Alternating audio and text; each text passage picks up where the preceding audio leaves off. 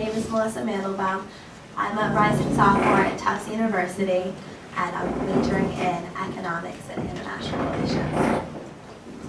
My name is Ariel. I'm also a rising sophomore at Tufts University, and I'm majoring in psychology and community health. So as Naomi said, we went on JDC's short-term service trip to Argentina this past May. We went to Mar del Plata in Buenos Aires, and today we're going to tell you guys a little bit about the service we did on our trip and the people we met in Argentina and the effect that it had on our group and on us specifically. Before the trip, most people in our group weren't that familiar with the JDC, what its purpose was, but throughout the trip we got to learn more and we really came to appreciate this amazing organization. Keep going. We started in Mar del Plata, which is a city in south of Buenos Aires. As many of you know, there are 250,000 Jews in Argentina, but most of them live in Buenos Aires. Mar del Plata is one of the smaller, more peripheral communities of Jews, with just one Jewish community building that functions as a temple, the Hebrew school, everything. So these more peripheral communities, because they're so much smaller, have less resources, and really don't get as much attention. And so by us going, we were able to bring resources that such a small community would never normally encounter. In fact, they were so grateful for our coming. They've never had any JDC young professionals or young adults come and do a program like this before, and they repeatedly thanked us. The rabbi kept asking us to come back. They were really excited to have us, and they were so sweet. JDC does welfare support and helps maintain Jewish life there on a regular basis as well. So our main project there was rebuilding this gymnasium that served as the main community gathering space. So that's our group.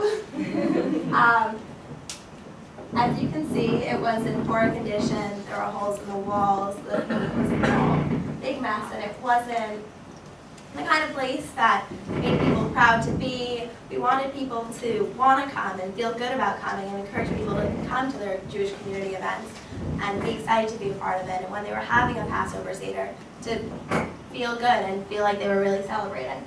So afterwards it looked like this. And so we were happy how much more beautiful just new paint could do. While we were there, we were also painting murals in the Hebrew school classrooms. These classrooms were like white walls and were dirty and like just kind of bland, not an exciting, fun environment for the kids to be studying in. So here too.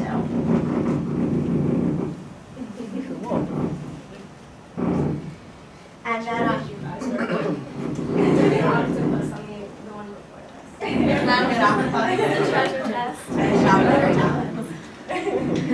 and then we went to Buenos Aires. While we were in Buenos Aires, we visited a few JDC programs that some of you may be familiar with, like Baby Help, the Door of a Door, and the Give Me Luke Foundation. But the thing that we thought had the biggest impact on us were the home visits. Hearing stories firsthand and seeing people's homes really had a huge effect on all of us. And one story that really stuck with me was one of a young single mother. She brought us into her home. It was one bedroom, just enough room to fit a small mattress for her and a small mattress for her son Maximo. We kind of crowded in, sat on the mattresses, and listened to her story. And before she started, I looked around and I couldn't help but feel bad for this woman for having so little. But when she started talking about her life, she was so grateful, and I was just shocked to hear that all she had to say were words of appreciation and thanks. She told me that, well, she told our group that she became pregnant at a young age. She couldn't even support herself. She didn't have a job. She became very depressed and even contemplating suicide because she didn't want to bring a son into this world without having anything to offer him. Thankfully, the JDC helped her get back onto her feet, and And with the JDC's help, her son was enrolled in baby help. So because he was in good hands and given food and cared for and loved during the day, she was able to get a job and make a living and earn a salary to support her and her son. The JDC also helped her get this home before she didn't even have a roof over her head. And in addition to all of this, Baby Help gave her son a Jewish education, which he otherwise would not have been able to afford. And now he came home Friday nights and wanted to light Shabbat candles, and on holidays he wanted to celebrate them with his mother. And she really reconnected with her Jewish identity, which she lost when she had nothing in her life. She really lost faith. And now she knew that she had her Jewish community that she could always depend on and lean back on for support, which also made a huge difference in her life. So it was really inspirational. One story that really stuck with me was the story of a young woman who had been deserted by her psychologically unstable mother at the age of 14. She was living on the streets, and she said she did some things that she knows now are wrong, but she was just trying to survive. She became pregnant with her boyfriend, and then they broke up, and she found herself in legal trouble. A judge assigned her to live in this halfway house where she had this one room given to her by the government, this little space where she was sharing a bed with her toddler. She worried that the kitchen wasn't safe, that the stove might cause an explosion, and at any point she could have been evicted by the government when they decided that they wanted to put someone else in that room. She worked as a waitress all day after spending $2 on transportation, like taking the bus to work. She had just $6 of her salary left every single day to split between her and her daughter. However, she couldn't even earn these $6 a day if it wasn't for JDC Baby Help, where her daughter could go, have free daycare every day, be taken care of, be loved. She could get a nice, nutritious meal, which you can guess on $6 a day between two people. She really wasn't getting everything she needed to develop properly. And it was just a wonderful thing in her life that she really needed. This woman was looking to the forward. She talked about her dreams and her aspirations of saving some money and one day renting and paying for her own home for her daughter. And it was difficult for me to imagine how she could be so positive. I mean, how could she save even a cent?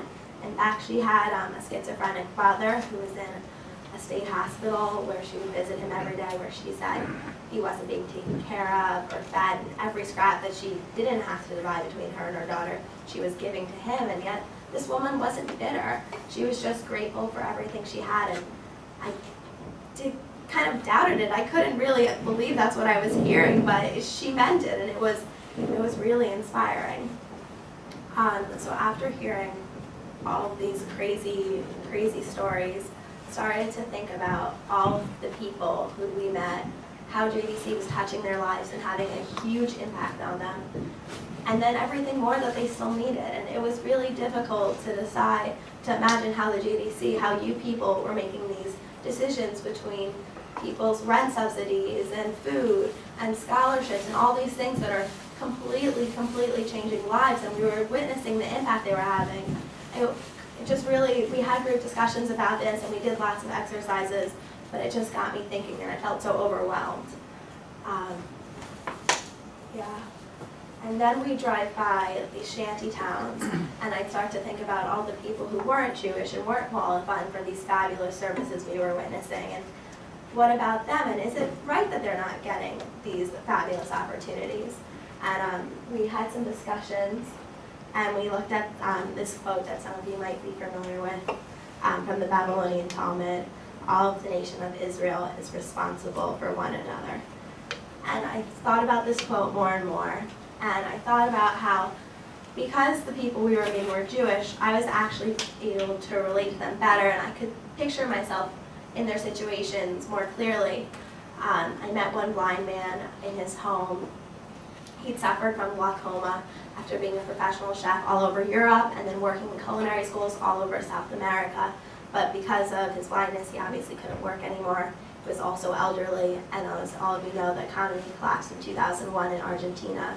Currency was devalued to a quarter, as well as everyone's savings. So he was getting rent subsidies and some free food from the JDC and really being sustained to live by them.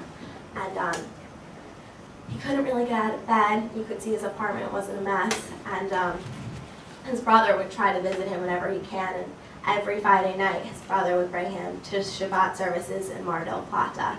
And when we went to them, I saw him there. And because I go to Shabbat, I could relate to this. This was something that was a part of my life too. I could understand to him. I felt more compassionate for him. And it made me realize that because I had this connection with him and with everyone else that JDC is reaching out to, that maybe this is inspiring people to give. Maybe this is encouraging more generosity. Maybe this is motivating people and creating passion and driving this whole organization, this connection. And so that was really, really inspiring for me to feel this connection and feel this drive because of our common religion and what we shared. So that was something that I left the trip feeling. The trip really had an amazing effect on all of us. I'm sure Ben agrees with that. And during the trip, you know, Melissa and I spoke to Evan and Naomi. We were lucky enough to have them with us. And we wanted to know more about the JDC and get more involved. And we were lucky enough to do this by interning here this summer, which has been an unbelievable experience so far. And while working here, we've actually also created, together with Leah, the other intern, we've made a model that will hopefully be adaptable for different college campuses, aimed at raising awareness and educating people on global Jewish issues and on the JDC and what they do to help Jewish communities all over the world. So hopefully this has actually already been piloted in a few campuses, Tufts University actually being the first, but hopefully with this do-it-yourself booklet that we've created, these college groups will continue to grow and become stronger. And then as a group, our Argentina group has also focused on continuing our efforts in helping this Jewish community in Argentina that we grew so close to.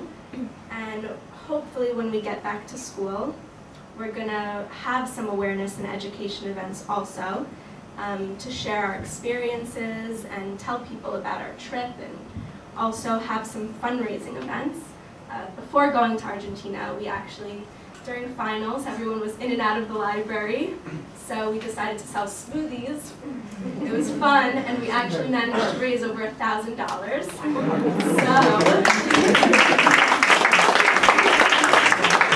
So we decided to continue with our smoothie palooza when we return to campus in the fall, and hopefully have some bigger fundraising events in addition to the smoothie making.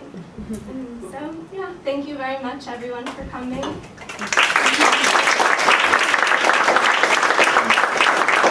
Thanks to Dad, and we'll be taking questions after Leah's presentation. How much of your learning there comes back to your home so that your parents also become, realize that this is the best Jewish organization there is? I mean, how do you bring that back to your parents to get a bigger circle? Our Argentina group discussed writing letters to our family friends, telling them about it, maybe including some pictures. I think that's something we're going to try to execute when we're back on campus, but people have varying levels of comfortableness doing that. Ben and Evan did some filming during our trip, and hopefully we're going to come up with a little video that we can post on Facebook and show our friends and tell everyone about it. So those are two things that we're doing. Also, just all my friends, everyone knows I went to Argentina, everyone's seeing my pictures on my Facebook and everything, and so it's a good vehicle when people ask, oh, like, you're in Argentina, right, to tell them about it and to tell them what I saw. And so that's also, it's just a great, easy conversation topic that comes up all the time, because I physically went there, people care. So those are some things. If we could just hit on briefly, like the Smoothie Palooza sale that we had as well. People saw us, it was a high traffic location, we were outside the library, people were coming and going, and they were buying smoothies, some weren't, but they were still talking to us.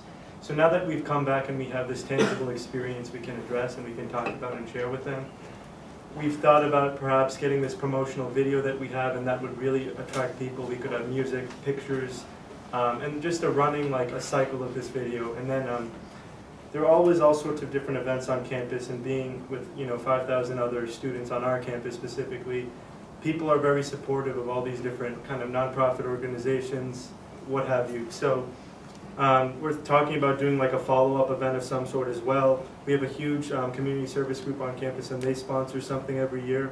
So putting kind of a creative, unique, and new and exciting, like, you know, a night out at the campus center with like dancing or something.